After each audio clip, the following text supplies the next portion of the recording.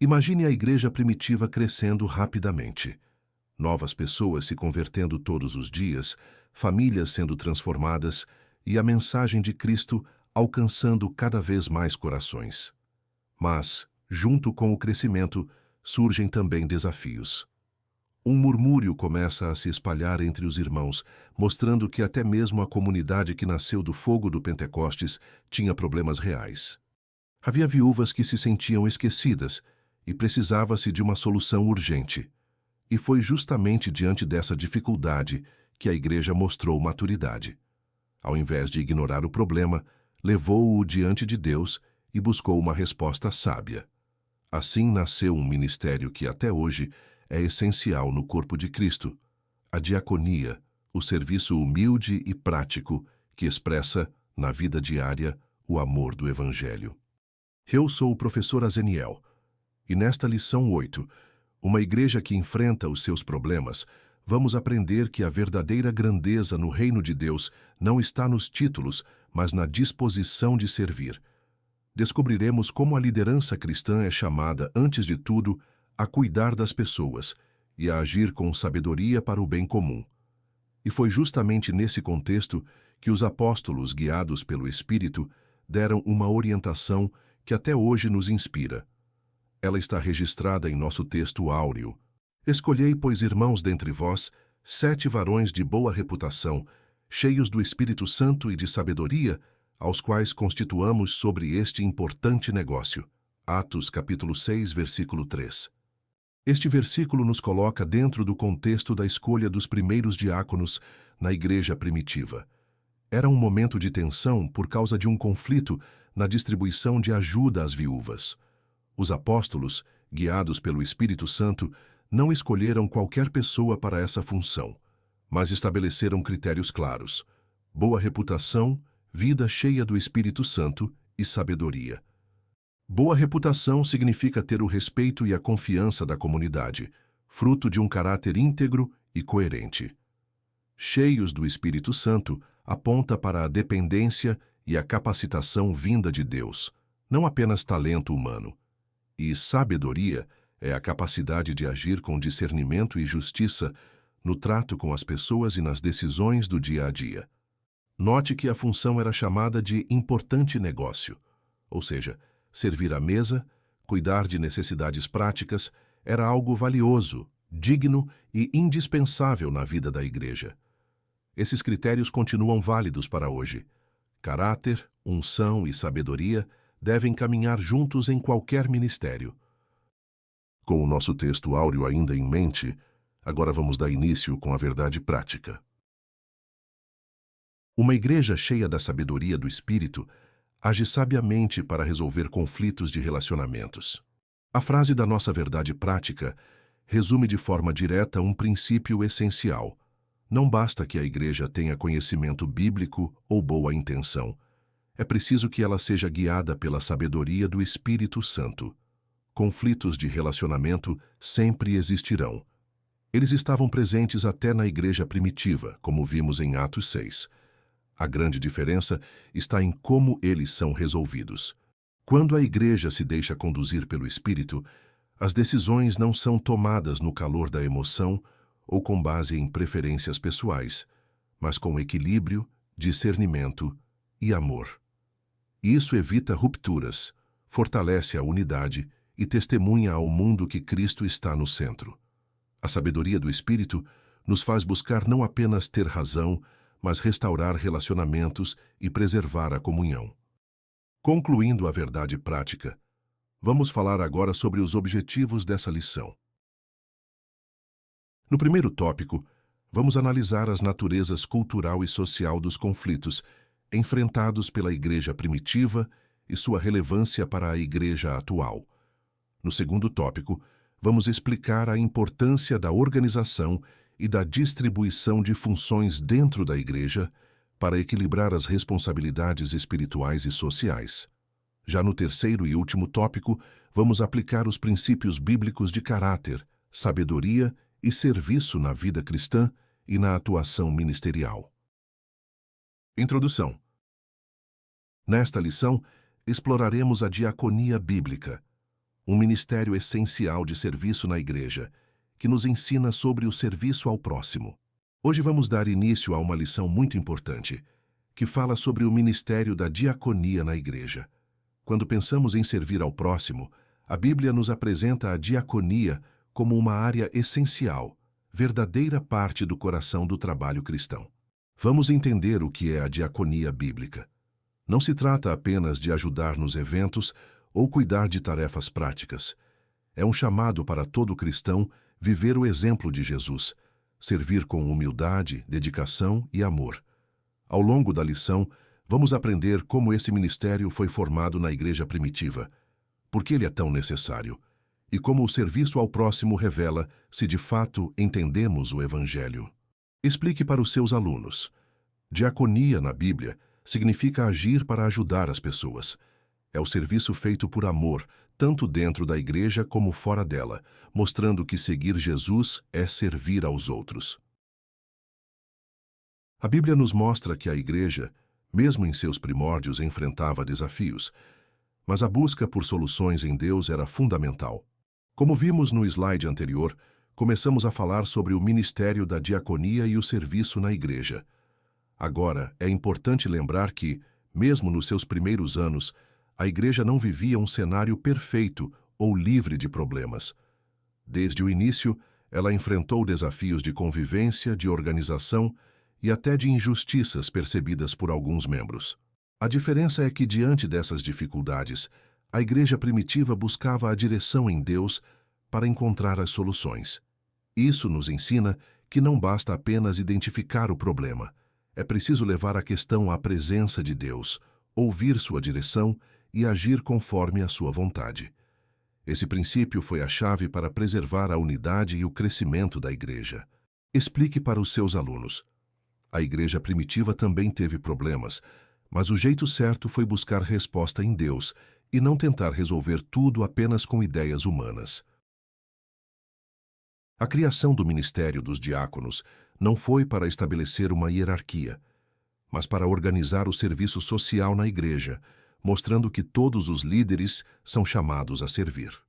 Dando sequência ao que vimos no slide anterior, aqui aprendemos algo muito importante. Quando a igreja primitiva instituiu o ministério dos diáconos, a intenção não era criar um novo nível de autoridade ou uma hierarquia para separar quem manda e quem obedece. O objetivo principal era colocar ordem no serviço social da igreja, garantindo que as necessidades das viúvas e dos necessitados fossem atendidas de forma justa e organizada. Esse texto também nos lembra que o chamado para servir não é exclusivo dos diáconos. Todos os líderes, independentemente da posição que ocupam, devem ter o coração de servo. No reino de Deus, liderança e serviço caminham juntos. Explique para os seus alunos. Os diáconos foram escolhidos não para ter mais poder, mas para ajudar de forma organizada no cuidado com as pessoas. E, na verdade, todo líder na igreja deve servir, não apenas mandar. O que realmente importa no reino de Deus é a disposição em servir, independentemente do cargo ou tarefa, pois o serviço é a essência do trabalho na igreja. Seguindo o que acabamos de falar sobre o ministério dos diáconos, este ponto reforça uma verdade essencial. No reino de Deus, títulos e cargos não são o mais importante. O que realmente conta é a disposição sincera de servir. Jesus mesmo disse que, entre os seus discípulos, o maior é aquele que serve. Isso significa que, seja pregando no púlpito, acolhendo na porta, limpando o templo ou ajudando na cozinha, o valor está na atitude de servir com amor. Na igreja primitiva, os líderes e membros entendiam que a essência do trabalho cristão não era status, e sim colocar as mãos à obra para o bem do próximo e para a glória de Deus. Explique para os seus alunos. Dentro da igreja, não importa o tamanho da tarefa, tudo é importante para Deus. O que Ele olha é se estamos dispostos a servir de coração, sem buscar destaque. Tendo entendido a essência do serviço na igreja, vamos agora analisar como identificar os conflitos que podem surgir nesse contexto. A identificação dos conflitos. Tópico 1. Conflito de natureza cultural. Subtópico 1.1. Lucas cita um conflito entre os gregos e hebreus. Atos capítulo 6, versículo 1, parte A. A referência neste texto aos gregos está relacionada aos judeus helenistas, isto é, que haviam emigrado para outros países e que, por conta disso, falavam somente a língua grega. Neste ponto da lição, Lucas registra um conflito importante na igreja primitiva, a divisão entre os chamados gregos e hebreus. Quando lemos isso, é preciso entender o contexto histórico. Os gregos não eram estrangeiros pagãos, mas judeus conhecidos como helenistas, pessoas que viveram fora de Israel, absorveram costumes diferentes e falavam apenas grego. Por outro lado, os hebreus eram judeus nascidos e criados em Jerusalém, que falavam principalmente hebraico, aramaico, e tinham práticas mais tradicionais. Essa diferença de cultura e de idioma gerou tensão e dificuldades de convivência dentro da própria igreja. Ou seja, logo no começo, o corpo de Cristo teve que encarar desafios reais de relacionamento causados por diversidade cultural. Explique para os seus alunos. Lucas conta que havia dois grupos na igreja, os que falavam grego, vindos de fora, e os que falavam hebraico, moradores de Jerusalém. Por serem diferentes, acabaram se desentendendo. Por outro lado, o termo hebreus era uma referência aos judeus de Jerusalém que se comunicavam principalmente em hebraico, aramaico. Depois de entender quem eram os gregos ou judeus helenistas, agora Lucas menciona o outro grupo envolvido nesse conflito, os hebreus. Aqui ele está se referindo aos judeus nascidos e criados em Jerusalém e na região da Judéia. Eles mantinham as tradições locais e se comunicavam principalmente na língua hebraica, ou melhor, no aramaico, que era o dialeto falado no dia a dia. Isso quer dizer que, enquanto os helenistas representavam a influência da cultura grega, os hebreus estavam mais ligados à preservação dos costumes e do idioma do povo judeu. Essa diferença linguística e cultural dentro da própria igreja ajuda a entender por que a tensão descrita por Lucas foi tão real. Explique para os seus alunos. Os hebreus eram os judeus que moravam em Jerusalém e falavam aramaico. Eram mais ligados às tradições e costumes locais. Havia, portanto, uma barreira de natureza cultural por conta da língua. Essa barreira cultural trouxe um conflito de relacionamento entre os crentes da primeira igreja. Diante do que vimos nos dois slides anteriores, a presença de gregos que falavam apenas grego e hebreus que falavam aramaico, percebemos que o problema não era apenas de comunicação, mas também de cultura. A diferença da língua criava dificuldade no convívio diário, na compreensão das mensagens e até no cuidado mútuo. Isso acabou gerando um conflito de relacionamento dentro da própria comunidade cristã. A igreja estava crescendo, mas essa barreira cultural ameaçava a unidade. Esse episódio nos lembra que, mesmo cheios do Espírito Santo, os primeiros cristãos precisaram lidar com realidades humanas, como diferenças de idioma e costumes, e buscar soluções que preservassem a comunhão. Explique para os seus alunos. Como gregos e hebreus falavam línguas diferentes e tinham culturas distintas, surgiram dificuldades de convivência. Essa barreira acabou trazendo problemas entre os membros da primeira igreja.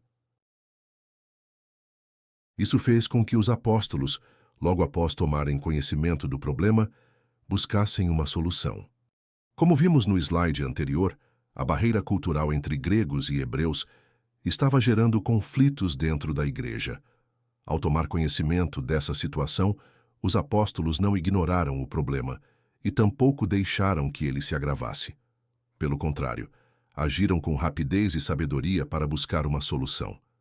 Essa postura revela a importância de líderes atentos e ativos, que não apenas pregam e oram, mas também cuidam das questões práticas e relacionais da comunidade. Eles entenderam que a unidade da igreja era valiosa demais para ser comprometida e que qualquer ameaça à comunhão precisava ser tratada de forma imediata e guiada por Deus. Explique para os seus alunos. Assim que souberam do problema entre gregos e hebreus, Os apóstolos não ficaram parados. Eles se mobilizaram logo para resolver, mostrando cuidado com a união da igreja. Eles não podiam deixar a igreja de Jerusalém se desintegrar por conta de barreira de natureza cultural. Prosseguindo no raciocínio do slide anterior, fica claro que os apóstolos tinham plena consciência do risco que aquela barreira cultural representava. A igreja de Jerusalém estava crescendo e influenciando muitas vidas, mas, se essa divisão se aprofundasse, poderia resultar em rupturas sérias e enfraquecer o testemunho cristão. Preservar a unidade era fundamental, porque uma igreja dividida perde força, credibilidade e foco na missão. Por isso, agir rápido e com sabedoria não era apenas resolver um problema pontual. Era proteger a integridade de toda a comunidade e garantir que nada prejudicasse a comunhão e o avanço do Evangelho. Explique para os seus alunos. Os apóstolos sabiam que, se não agissem logo, a igreja poderia se dividir. Eles trabalharam para manter todos unidos, pois a união é vital para cumprir a missão que Jesus deu. A unidade da igreja não pode ser ameaçada por conflito de qualquer natureza. Dando continuidade ao que acabamos de refletir, percebemos que, para os apóstolos, preservar a unidade da igreja era um princípio inegociável. Não importava se o conflito era cultural, social, doutrinário ou de relacionamento, nada poderia se tornar uma brecha para dividir o corpo de Cristo. A igreja é chamada a ser um só corpo, unido em fé, amor e propósito. E quando surgem conflitos, porque eles sempre surgem, é papel dos líderes e de cada membro agir para solucionar, não para ampliar a divisão. Proteger a comunhão é proteger o próprio testemunho diante do mundo, pois uma igreja unida é uma poderosa evidência do Evangelho em ação. Explique para os seus alunos. Qualquer tipo de conflito pode ameaçar a união da igreja, por isso é preciso agir para resolver e não deixar que ele prejudique a comunhão entre os irmãos. Aqui concluímos o conflito de natureza cultural. Outro aspecto que merece a nossa atenção é o próximo subtópico. Conflito de natureza social. Subtópico 1.2. Lucas explica que, em razão daquela diferença cultural, as suas viúvas eram desprezadas no ministério cotidiano. Atos capítulo 6, versículo 1, parte B. Acompanhe comigo no versículo 6, parte B. Porque as suas viúvas eram desprezadas no ministério cotidiano. Avançando no entendimento do conflito, Lucas nos mostra como a barreira cultural entre gregos e hebreus impactou diretamente na vida prática da igreja. As viúvas do grupo que falava grego, provavelmente por dificuldades de comunicação e certa falta de atenção, estavam sendo deixadas de lado no ministério cotidiano, que era a distribuição diária de alimentos e recursos aos necessitados. Este detalhe é muito significativo. Revela que as diferenças culturais não ficavam apenas no nível de ideias ou costumes, mas afetavam o cuidado e o sustento de pessoas vulneráveis dentro da comunidade. Quando a igreja negligencia um grupo, mesmo que de forma não intencional, a unidade e o testemunho são colocados em risco. Explique para os seus alunos. Por causa das diferenças culturais, as viúvas que falavam grego eram esquecidas na ajuda diária, ficando sem receber o mesmo cuidado que as outras. Aqui fica evidente a natureza social do problema. As viúvas de fala grega estavam sendo negligenciadas na distribuição diária. Seguindo a linha do que já vimos, neste ponto Lucas deixa claro que o conflito na igreja de Jerusalém não era apenas cultural ou linguístico, mas tinha também uma dimensão social. As viúvas que falavam grego, por serem de um grupo minoritário e culturalmente distinto, estavam sendo negligenciadas na assistência diária que a igreja oferecia aos necessitados. Isso significa que a desigualdade no cuidado estava criando um sentimento de injustiça e exclusão. Essa situação mostra como questões sociais podem surgir até mesmo dentro de uma comunidade de fé, e como é responsabilidade da igreja tratar todos com o mesmo amor e atenção, sem distinção. Explique para os seus alunos. O problema não era só de idioma ou costumes, estava afetando o cuidado com as pessoas. As viúvas gregas não recebiam a mesma atenção na ajuda diária, o que gerava sentimento de injustiça. O conflito se instalou e precisava de solução. Fica em evidência que a igreja não é só um organismo, ela também é uma organização. A partir do que acabamos de analisar, percebemos que o conflito entre gregos e hebreus não podia mais ser ignorado.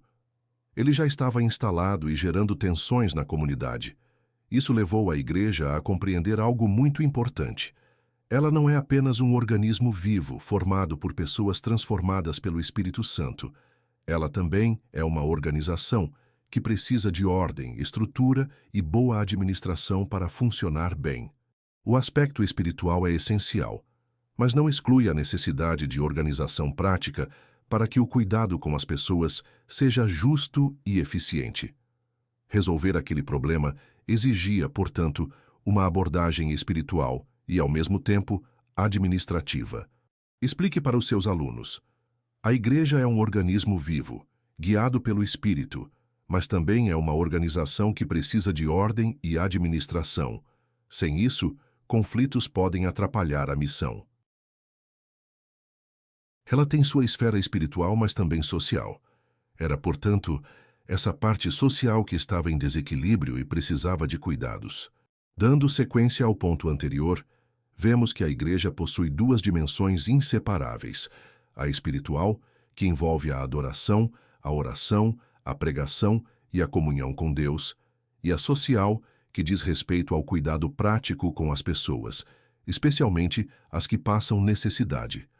No caso registrado em Atos 6, a esfera espiritual estava ativa e viva, a igreja pregava, orava e crescia, mas a parte social estava em desequilíbrio. As viúvas de fala grega não recebiam o mesmo cuidado, e isso precisava de atenção imediata. Esse episódio nos ensina que, para a igreja cumprir plenamente sua missão, as duas áreas precisam caminhar juntas e em harmonia. Explique para os seus alunos. A igreja cuida das coisas espirituais, mas também das necessidades das pessoas. Naquela época, a parte espiritual ia bem, mas a social estava com problemas e precisava ser corrigida. Aqui concluímos o conflito de natureza social. Outro aspecto que merece a nossa atenção é o próximo subtópico. Qual é a prioridade? Subtópico 1.3. É muito comum a ideia de que o cristão deve cuidar apenas da esfera espiritual e negligenciar a social. Avançando na nossa reflexão, percebemos que ainda hoje existe uma ideia equivocada em muitas comunidades cristãs, a de que a fé se resume apenas às práticas espirituais, como orar, jejuar, louvar e congregar, e que a parte social pode ser deixada de lado. No entanto, a Bíblia mostra que a vida cristã é integral. Não basta apenas nutrir a alma e buscar a Deus. É preciso também agir com compaixão e cuidar das necessidades práticas do próximo. Quando a igreja foca só na esfera espiritual e ignora a social, ela se torna desequilibrada e deixa de expressar plenamente o amor de Cristo. A maturidade espiritual verdadeira se manifesta tanto na devoção quanto no serviço. Explique para os seus alunos. Muitos pensam que seguir Jesus é só orar e ler a Bíblia, mas esquecem que também precisamos ajudar e cuidar das pessoas, como parte da nossa fé. Cria-se dessa forma um entendimento nada bíblico, de que a primeira deve ser privilegiada e a segunda negligenciada. Com base no que acabamos de comentar, essa ideia de que o cristão deve priorizar apenas a esfera espiritual e deixar de lado a social acaba produzindo um entendimento totalmente contrário à Bíblia.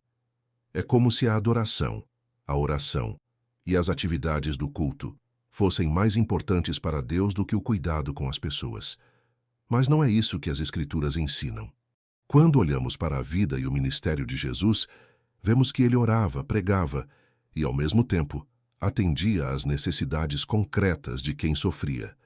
Privilegiar a espiritualidade e negligenciar o serviço ao próximo é distorcer o Evangelho, criando uma fé incompleta e desequilibrada. Explique para os seus alunos. Quando pensamos que buscar a Deus é mais importante do que ajudar as pessoas, caímos em um erro. A Bíblia mostra que as duas coisas andam juntas e nenhuma deve ser deixada de lado. Assim, por exemplo, um evento musical recebe grande atenção por quanto mexe com as emoções, enquanto um trabalho social numa igreja local carente conta com poucas adesões. Prosseguindo no raciocínio anterior, podemos perceber esse pensamento equivocado na prática. Muitas vezes, atividades que despertam emoção, como um grande evento musical, atraem grande público e engajamento. Entretanto, quando a igreja organiza uma ação social para ajudar famílias carentes da comunidade, por exemplo, a adesão costuma ser bem menor. Isso expõe um desequilíbrio. É mais fácil participar daquilo que nos agrada e emociona do que se envolver em algo que exige esforço, tempo e doação pessoal. Mas o verdadeiro discipulado passa por servir de forma prática, mesmo quando isso não nos coloca no centro das atenções ou não traz o mesmo entusiasmo coletivo que outros eventos. Explique para os seus alunos. Muita gente participa de eventos que trazem alegria e emoção, mas poucos se voluntariam para ajudar em ações sociais. Isso mostra que ainda é difícil priorizar o serviço ao próximo. Negligenciar os mais necessitados é um dos pecados denunciados tanto no Antigo Testamento, Isaías capítulo 58, versículo 6, quanto no Novo Testamento, Mateus capítulo 25, versículo 35 ao 38. Acompanhe comigo no versículo 35. Porque tive fome, e destes-me de comer. Tive sede, e destes-me de beber. Era estrangeiro, e hospedastes-me. Agora, o versículo 36. Estava nu, e vestistes-me. Adoeci, e visitastes-me. Estive na prisão, e fostes ver-me. Versículo 37. Então os justos lhe responderão, dizendo: Senhor, quando te vimos com fome, e te demos de comer, ou com sede, e te demos de beber? Versículo 38. E quando te vimos estrangeiro e te hospedamos, ou nu e te vestimos? Dando continuidade ao exemplo do slide anterior, percebemos que a negligência em relação aos necessitados não é um detalhe pequeno para Deus. Tanto no Antigo como no Novo Testamento, a Bíblia deixa claro que ignorar quem sofre é pecado diante de Deus. Isaías 58:6 mostra que Deus rejeita uma religiosidade vazia de compaixão. Ele exige que o jejum verdadeiro passe por soltar as correntes da injustiça e compartilhar o pão com quem tem fome. No Novo Testamento, como acabamos de ler as referências, Jesus deixa explícito que o cuidado com o necessitado é um dos critérios do juízo final. Ele se identifica com os que têm fome, sede ou estão em necessidade. Ou seja, a fé cristã autêntica é inseparável do amor prático ao próximo. Uma igreja que se esquece desse princípio perde o coração do Evangelho. Explique para os seus alunos. A Bíblia ensina que não ajudar quem precisa é pecado. Deus espera que mostremos nossa fé cuidando dos pobres e necessitados. Não podemos ignorar a situação social dos menos favorecidos e pensar que, dessa forma, estamos adorando a Deus em espírito e em verdade. Concluindo este subtópico, fica evidente que a adoração verdadeira não é apenas cantar hinos ou participar de cultos. Ela também se manifesta no cuidado com as pessoas. Prosseguindo no raciocínio do slide anterior, a Bíblia nos ensina que é incoerente levantar as mãos em louvor e, ao mesmo tempo, fechar os olhos para as necessidades do próximo. Jesus mostrou com palavras e ações que amar a Deus e amar o próximo são mandamentos inseparáveis.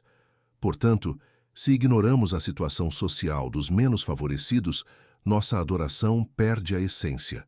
O culto que agrada a Deus é aquele que une coração rendido e mãos dispostas a servir. Explique para os seus alunos. Adorar a Deus de verdade não é só orar e cantar. É também ajudar quem precisa, mostrando amor de forma prática. Com os principais conflitos identificados, seguimos para entender como acontece a delegação de tarefas na comunidade cristã. A delegação de tarefas. Tópico 2. O Ministério da Oração e da Palavra.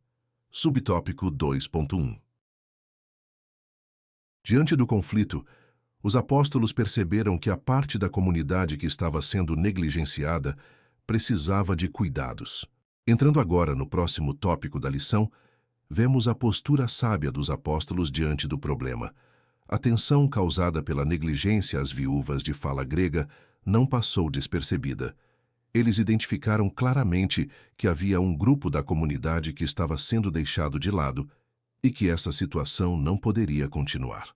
Essa sensibilidade pastoral revela um princípio essencial.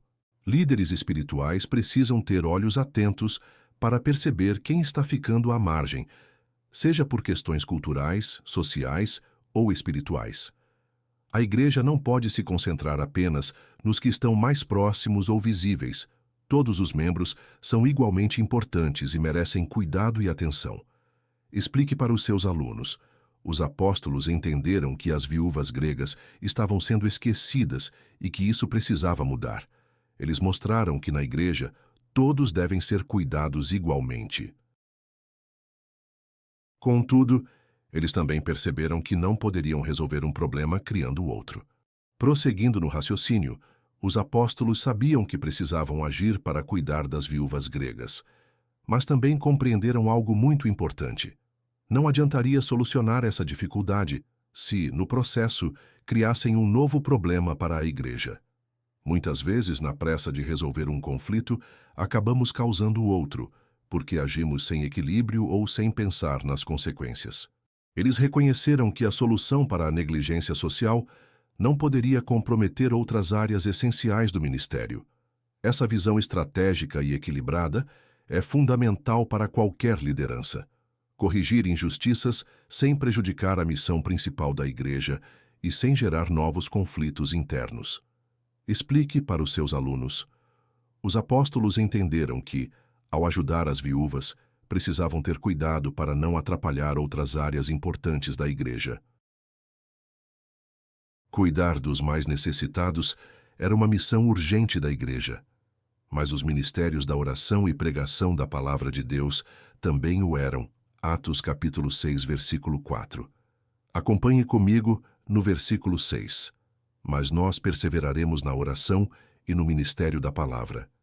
Dando continuidade ao raciocínio do slide anterior, os apóstolos entenderam que havia duas responsabilidades igualmente urgentes na vida da igreja: cuidar dos necessitados e manter firme o ministério da oração e da pregação da palavra. Nenhuma dessas áreas deveria ser deixada de lado. A assistência social atendia às necessidades imediatas das pessoas, enquanto a oração e a proclamação do Evangelho alimentavam espiritualmente e garantiam o crescimento saudável da comunidade. Perceba que não se trata de escolher uma ou outra, mas de encontrar equilíbrio, valorizando tanto o cuidado físico e emocional quanto o fortalecimento espiritual do povo. Essa visão complementar é essencial para que a igreja cumpra toda a sua missão. Explique para os seus alunos. A igreja tinha duas missões urgentes: ajudar os necessitados e continuar firme na oração e no ensino da palavra. As duas são importantes e precisam caminhar juntas.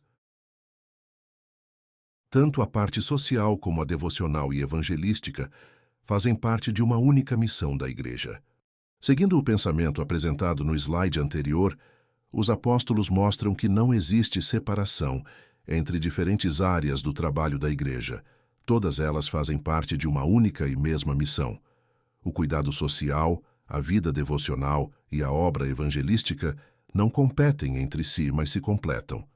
Ajudar quem precisa, dedicar-se à oração e anunciar o Evangelho são expressões diferentes da mesma obediência a Cristo. Quando a igreja entende isso, ela evita extremos. Não se torna apenas um centro assistencial, nem vive isolada apenas em atividades espirituais, mas atua de forma integral, alcançando corpo, alma e espírito. Esse é o modelo bíblico para um ministério equilibrado e frutífero. Explique para os seus alunos. A missão da igreja é única. Cuidar das pessoas, buscar a Deus e anunciar o Evangelho não são trabalhos separados, mas partes de uma mesma tarefa que Jesus nos deu. Poderíamos dizer que são os dois lados de uma mesma moeda. Cuidar dos necessitados é importante, igualmente importante é a oração e a evangelização. Concluindo essa linha de raciocínio, podemos usar uma imagem simples para entender melhor. Cuidar dos necessitados e investir na oração e na evangelização são como os dois lados de uma mesma moeda. Um não existe sem o outro. No reino de Deus, o amor é demonstrado tanto através da palavra que pregamos quanto pelas ações concretas que realizamos em favor do próximo. Se uma igreja se dedica apenas à assistência social, mas não anuncia o Evangelho, falta-lhe o sentido eterno da missão. Da mesma forma, se ora e evangeliza, mas ignora quem passa fome ou sofre, também deixa incompleta a obra de Cristo. O equilíbrio entre ação prática e ministério espiritual é o que revela o Evangelho de forma plena e poderosa. Explique para os seus alunos. O serviço ao próximo e a vida espiritual não se separam. Ajudar quem precisa e anunciar o Evangelho são igualmente importantes para mostrar o amor de Deus. Aqui concluímos o ministério da oração e da palavra. Outro aspecto que merece a nossa atenção é o próximo subtópico. Não há conflito entre tarefas. Subtópico 2.2. Não podemos ler Atos 6 como se o ministério da oração e da pregação estivessem em oposição com o ministério de serviço social. É importante entender que em Atos 6, Lucas não apresenta a oração e a pregação como se fossem contrárias ao serviço social da igreja. Não existe uma disputa entre o espiritual e o prático. Pelo contrário, os apóstolos reconheciam que cada ministério tinha seu papel e seu valor, e que ambos eram indispensáveis. A oração e a pregação alimentam espiritualmente, enquanto a diaconia e o cuidado social expressam esse amor de forma concreta. Quando alguém coloca essas áreas em competição, perde de vista o modelo bíblico, que é de cooperação e complementação, não de oposição. Explique para os seus alunos. Na Bíblia, ajudar as pessoas e cuidar da vida espiritual não são coisas contrárias. As duas se completam e precisam andar juntas. Não há essa contradição, onde um é considerado mais espiritual e o outro menos. Tudo faz parte de uma única missão da igreja. Com base no que acabamos de discutir, precisamos eliminar de vez a ideia equivocada de que um tipo de ministério na igreja é mais espiritual do que o outro. O serviço social não é menos importante que a oração e a pregação. Da mesma forma, a pregação e a oração não são superiores ao cuidado prático com o próximo. Todos fazem parte de uma mesma missão dada por Cristo: alcançar o ser humano por completo, corpo, alma e espírito. Quando a igreja entende isso, não há espaço para competição, mas para cooperação. Cada área cumpre uma função indispensável e todas juntas revelam de forma completa o amor e o caráter de Deus ao mundo. Explique para os seus alunos. Na missão que Jesus nos deu, nenhum trabalho vale mais do que o outro. O espiritual e o social se completam e têm a mesma importância. Assim, se a igreja ora e prega, mas não cuida dos necessitados, ela falha em sua missão. Prosseguindo nessa linha de pensamento, chegamos a uma conclusão direta e desafiadora. Uma igreja que mantém fielmente a oração e a pregação, mas ignora as necessidades práticas do próximo, está falhando em cumprir plenamente a missão que recebeu de Cristo. O Evangelho não é apenas mensagem falada, mas também amor demonstrado. A palavra que pregamos precisa ser acompanhada de ações que expressem esse amor de forma tangível, especialmente para com os mais vulneráveis. Quando há oração e pregação sem cuidado ao necessitado, o testemunho se torna incompleto e o mundo acaba recebendo uma mensagem distorcida do que é seguir Jesus. Explique para os seus alunos. Não adianta a igreja falar de Deus e orar muito se ela não ajuda quem precisa. O Evangelho verdadeiro une palavra e ação. Da mesma forma, se a igreja se torna apenas um centro social, negligenciando a oração e a pregação, ela perde a sua essência, deixa de ser Igreja de Cristo e, por isso, também falha em sua missão. Seguindo o raciocínio anterior, também precisamos reconhecer o risco oposto. Quando a Igreja concentra todos os seus esforços em ações sociais, mas deixa de lado a oração e a pregação da palavra, ela perde sua identidade como Igreja de Cristo. Fazer o bem à comunidade é fundamental, mas não pode substituir a missão espiritual de anunciar o Evangelho e cultivar uma vida devocional genuína. Se faltar a dimensão espiritual, a Igreja se torna apenas mais uma instituição de ajuda humanitária, sem o poder transformador do Espírito e sem o objetivo eterno da salvação. O equilíbrio é indispensável: cuidar das necessidades físicas e, ao mesmo tempo, alimentar espiritualmente as pessoas com a verdade de Deus. Explique para os seus alunos: se a Igreja só ajudar com comida, roupas e projetos sociais, mas não falar de Jesus nem viver em oração, ela deixa de cumprir a missão que Cristo deu. Aqui concluímos o subtópico sobre não há conflito entre tarefas. Agora, vamos dar continuidade ao próximo. A diaconia. Subtópico 2.3. O parecer dos apóstolos foi que eles constituíssem pessoas habilitadas sobre o que eles denominaram de este importante negócio. Atos capítulo 6, versículo 3. Acompanhe comigo no versículo 3. Escolhei, pois, irmãos, dentre vós, 7 varões de boa reputação, cheios do Espírito Santo e de sabedoria, aos quais constituamos sobre este importante negócio. Dando continuidade ao que vimos até aqui, percebemos que os apóstolos, guiados por sabedoria e equilíbrio, apresentaram uma solução prática e justa para o conflito: escolher pessoas capacitadas para assumir a responsabilidade de cuidar do serviço social, algo que eles chamaram de este importante negócio. Essa expressão mostra que, para eles, esse trabalho não era secundário ou sem valor, mas uma parte essencial da vida da Igreja. Era necessário que aqueles escolhidos tivessem competência, maturidade espiritual e caráter reconhecido, pois o cuidado com as pessoas exige tanto preparo prático quanto sensibilidade espiritual. Ao delegar essa função, os apóstolos garantiriam que todas as áreas da missão da Igreja fossem atendidas de forma excelente.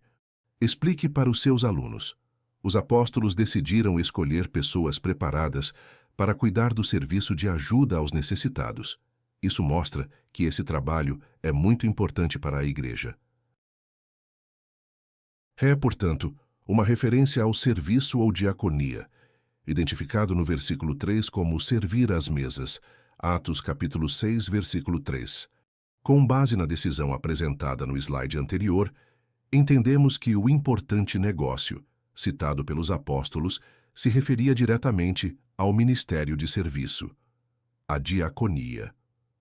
Em Atos 6, versículo 3, isso é descrito como servir às mesas, expressão que, no contexto, não significa apenas distribuir alimento, mas administrar com justiça e cuidado as necessidades diárias dos membros da comunidade, especialmente os mais vulneráveis. Esse serviço é profundamente espiritual, mesmo sendo prático, pois expressa o amor de Cristo de forma concreta. É o exemplo perfeito de como a fé se traduz em ações e de como a organização na Igreja é parte da missão dada por Deus. Explique para os seus alunos: o importante negócio era o serviço de cuidar das necessidades das pessoas, chamado de diaconia, como a distribuição de alimentos às viúvas.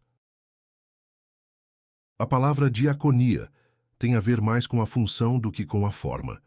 Assim, em Atos 6, o que está mais em destaque é a função exercida pelos 7 diáconos do que o cargo ou ofício ocupado por eles. Prosseguindo no entendimento do ministério da diaconia, é importante lembrar que, biblicamente, o foco está na função e não no título. Em Atos 6, a ênfase de Lucas não é sobre a criação de um cargo formal chamado diácono como uma posição de status, mas sobre a atuação prática dos 7 homens escolhidos.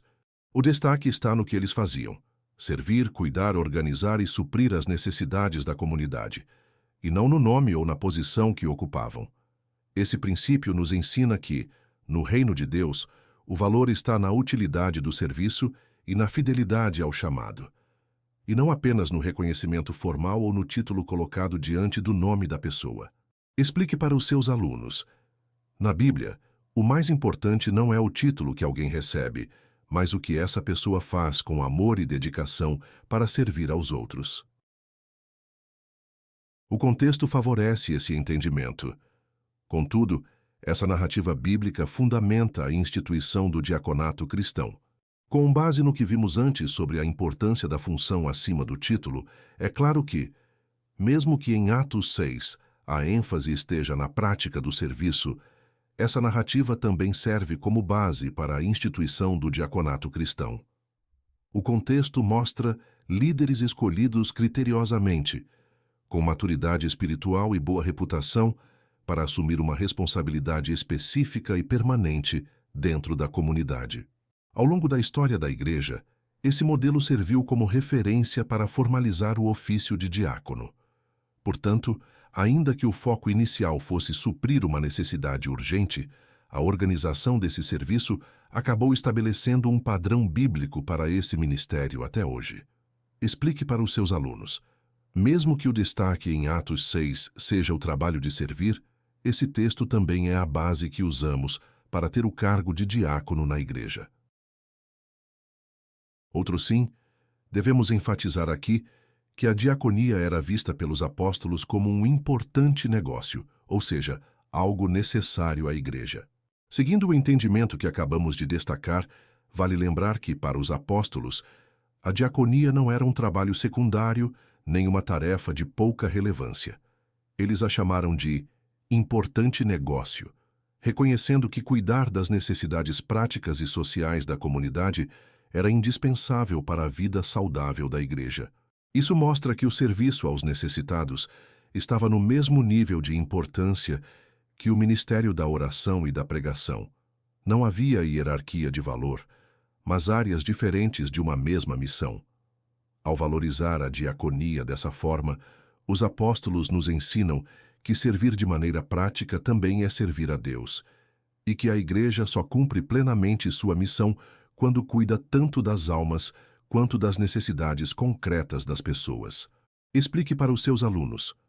Para os apóstolos, ajudar nas necessidades da Igreja era tão importante quanto orar e ensinar.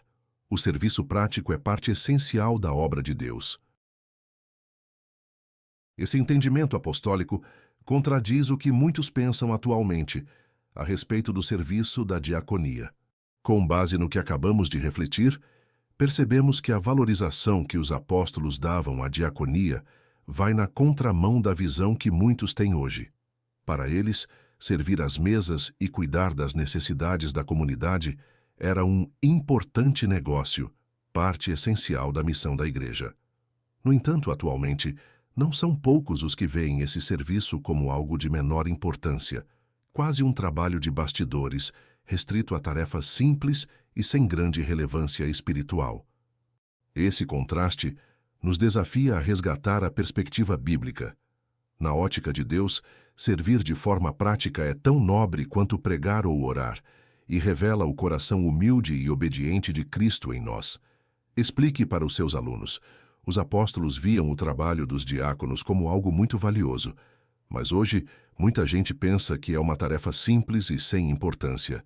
A Bíblia mostra que isso é um engano. Infelizmente, há os que enxergam um diácono como um obreiro de classe inferior.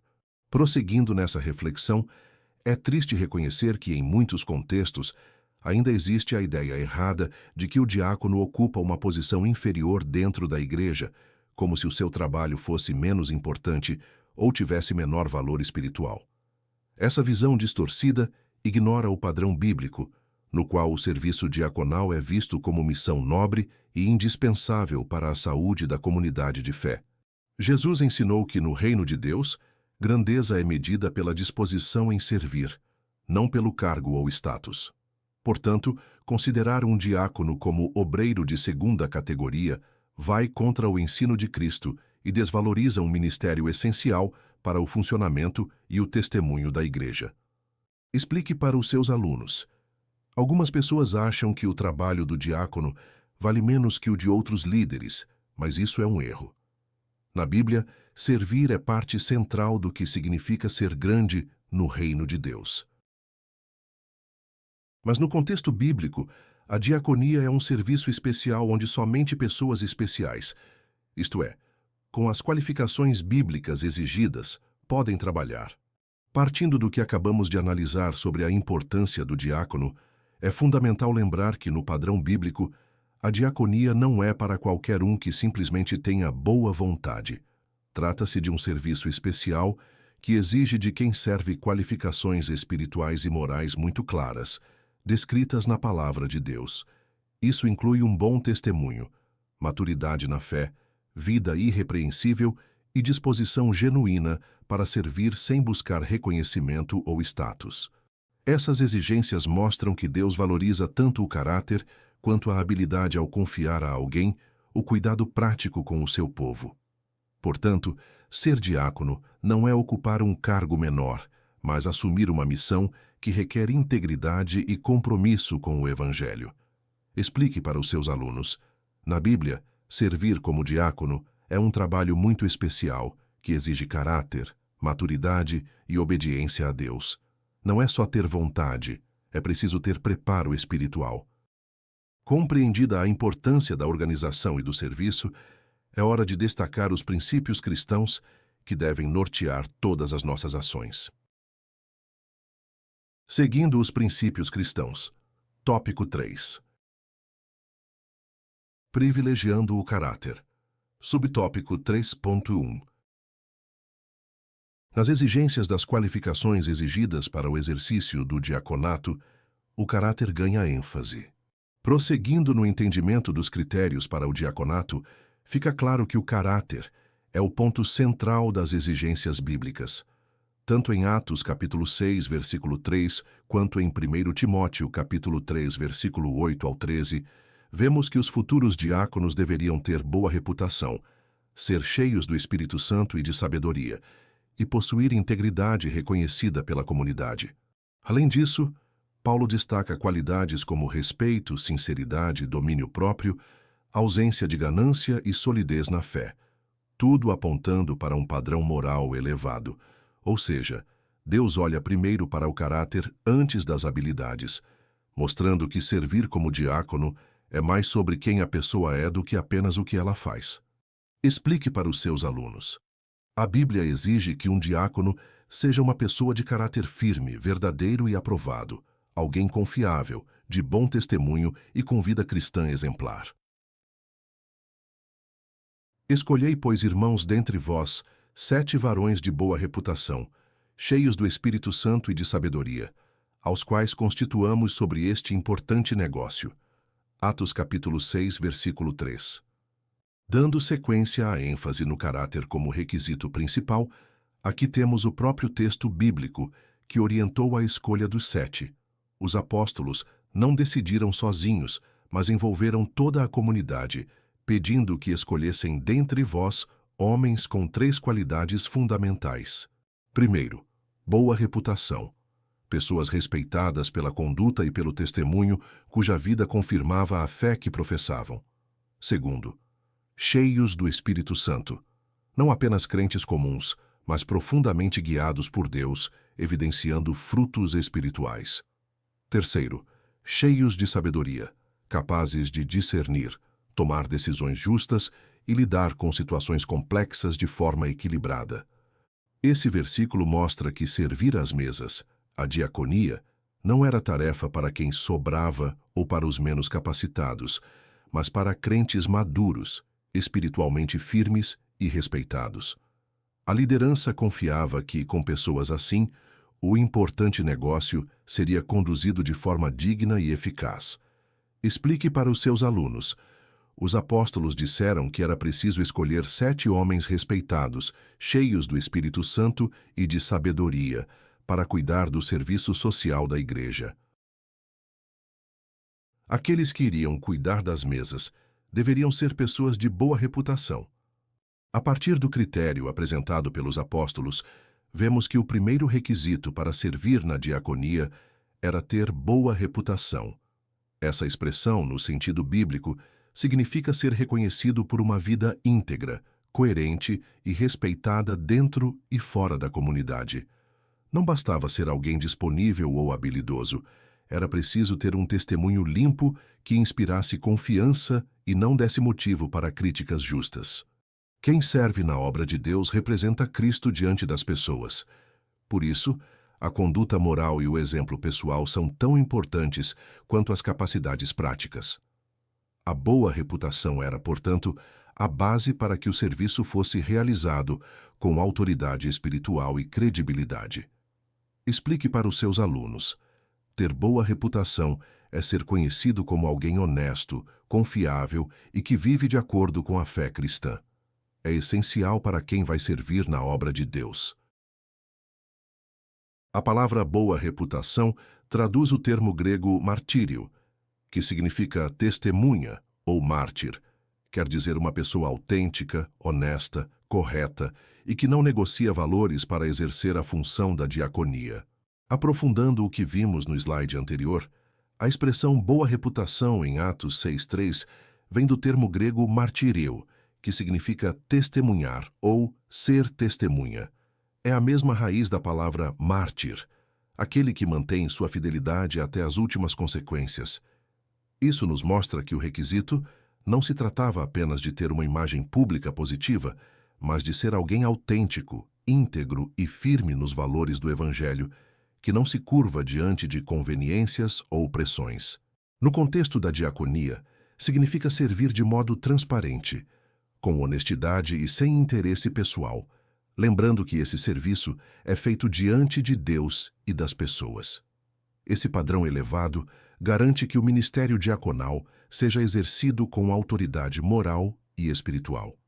Explique para os seus alunos. A boa reputação de um diácono quer dizer que ele deve ser uma pessoa verdadeira, honesta e firme na fé, que não troca seus valores por vantagens ou interesses. Às vezes pensamos que essas exigências eram apenas para os dias bíblicos, o que evidentemente é um equívoco.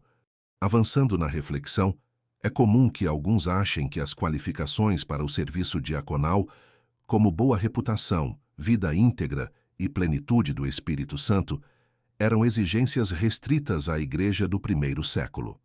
No entanto, essa é uma interpretação equivocada.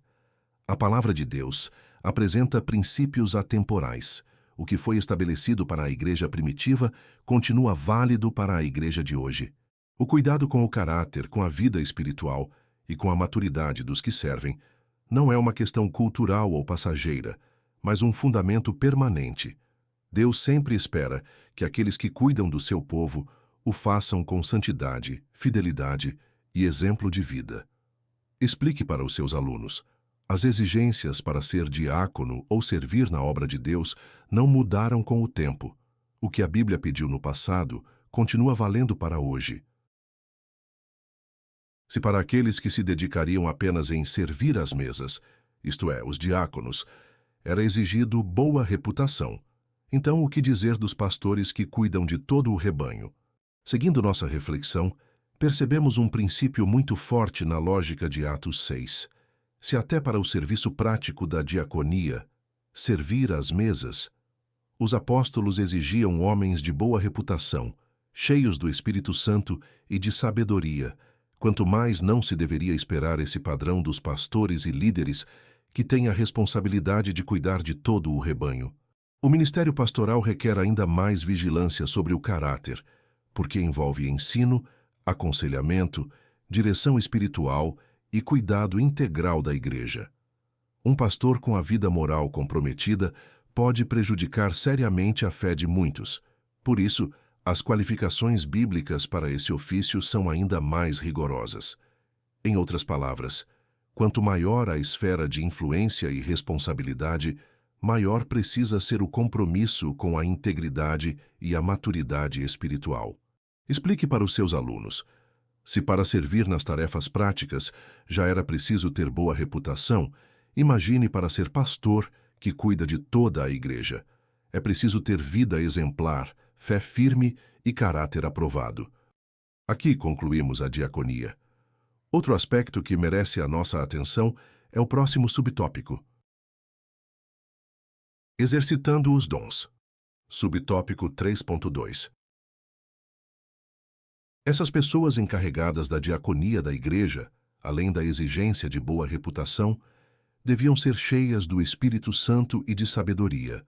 Atos 6, versículo 3.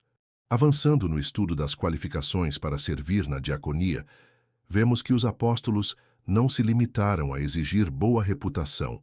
Eles também pediram que os escolhidos fossem cheios do Espírito Santo e de sabedoria.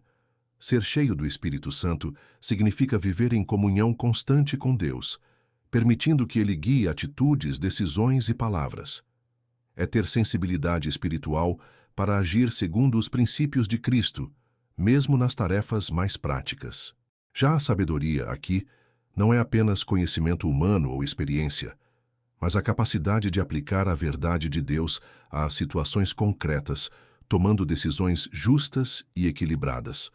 A combinação dessas duas qualidades garantiria que a diaconia fosse conduzida de forma espiritual, eficaz e edificante para toda a igreja. Explique para os seus alunos. Além de ter uma vida respeitada, quem serve como diácono precisa ser dirigido pelo Espírito Santo e saber agir com sabedoria em todas as situações. Defender a boa ortodoxia, isto é, a doutrina correta, era importante, mas incompleto. Era necessário que essas pessoas também fossem cheias do Espírito Santo e de sabedoria. Aqui, é importante perceber que, na escolha feita em Atos 6, não bastava que os irmãos tivessem apenas boa ortodoxia, ou seja, que conhecessem e defendessem a doutrina correta. Embora isso fosse fundamental, ainda seria incompleto se não viesse acompanhado de uma vida cheia do Espírito Santo e de sabedoria. Deus deseja obreiros que unam conhecimento da verdade com prática piedosa, sensibilidade espiritual e discernimento nas decisões. A ortodoxia garante que o serviço esteja alinhado com o Evangelho. A plenitude do Espírito Santo dá poder e direção, e a sabedoria garante a aplicação correta e equilibrada desses princípios no dia a dia. Sem essa combinação, o ministério pode se tornar frio, mecânico ou mal direcionado. Explique para os seus alunos. Saber a doutrina correta é muito importante, mas servir a Deus exige mais. É preciso ser guiado pelo Espírito Santo e agir com sabedoria em todas as situações. É possível uma pessoa ser ortodoxa, eticamente irrepreensível, contudo, não ser quebrantada e nem possuir fervor espiritual. Seguindo nossa reflexão, precisamos reconhecer que vida cristã não é apenas ter doutrina correta e conduta moral exemplar. É perfeitamente possível encontrar alguém que conheça profundamente as verdades bíblicas, ortodoxia, e mantenha uma vida ética irrepreensível, mas que ao mesmo tempo tenha um coração endurecido, sem quebrantamento diante de Deus e sem fervor espiritual. Isso porque o serviço no reino não se sustenta apenas em conhecimento ou moralidade. Ele precisa de vida no espírito, paixão pelo Senhor e humildade. Sem isso, a fé pode se tornar fria, formal e mecânica, distante da sensibilidade que o Espírito Santo produz no coração. O ministério cristão exige equilíbrio, verdade, caráter e calor espiritual para que a obra não seja apenas correta, mas viva e frutífera. Explique para os seus alunos. Não basta ter conduta correta e falar a coisa certa. É preciso ter coração sensível a Deus, amor vivo por Ele e disposição sincera para servir no poder do Espírito Santo. Da mesma forma, é possível uma pessoa exercitar os dons espirituais, contudo, não ter sabedoria nenhuma.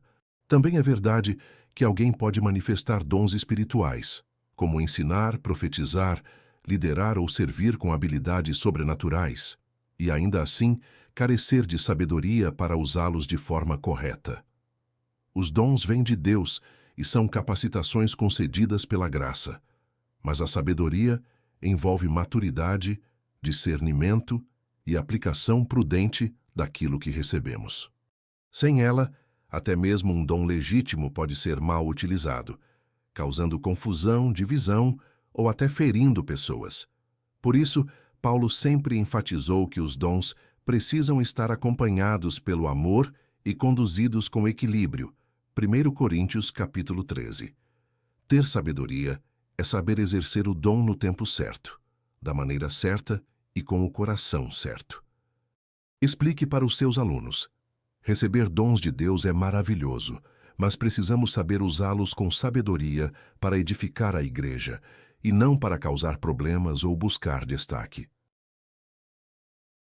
Uma coisa não pode funcionar sem a outra. O ideal de Deus é que o cristão viva corretamente exercitando os dons espirituais com a sabedoria no exercício da diaconia. Concluindo essa sequência de reflexões, entendemos que, no serviço cristão, dons espirituais e sabedoria não são elementos opcionais ou separados. Um precisa do outro. O ideal de Deus é que cada cristão viva de forma coerente, com caráter aprovado, e use os dons que recebeu de maneira sábia e madura, especialmente no exercício da diaconia. O serviço prático na igreja não é apenas fazer tarefas, mas realizar um ministério, e para isso é necessário tanto a capacitação espiritual quanto a consciência de como e quando agir. Dons sem sabedoria correm o risco de causar problemas. Sabedoria sem dons pode se tornar apenas boas intenções. Quando unimos ambos, o resultado é um serviço eficiente, edificante e que glorifica a Deus. Explique para os seus alunos. Deus quer que a gente use os dons que Ele nos deu com sabedoria, vivendo de forma correta, para que o trabalho na igreja seja feito da melhor forma. Chegamos ao final de mais uma lição. Agora vamos para a conclusão. Aprendemos nesta lição a importância do serviço cristão. A igreja espiritual é também social. Devemos nos dedicar tanto ao ministério da oração e pregação, como também à assistência aos mais necessitados. A igreja que cuida da alma também deve cuidar do corpo. Deus não é glorificado na desgraça de ninguém. Se há um necessitado em nosso meio, devemos considerar os princípios bíblicos ensinados nessa passagem das Escrituras para alcançá-lo. Assim a igreja cresce como igreja de Deus, e o Senhor é glorificado. Nossa próxima lição será de número 9, com o tema Uma Igreja que se Arrisca. Inscreva-se no nosso canal e ative as notificações. Até a próxima lição. Deus abençoe.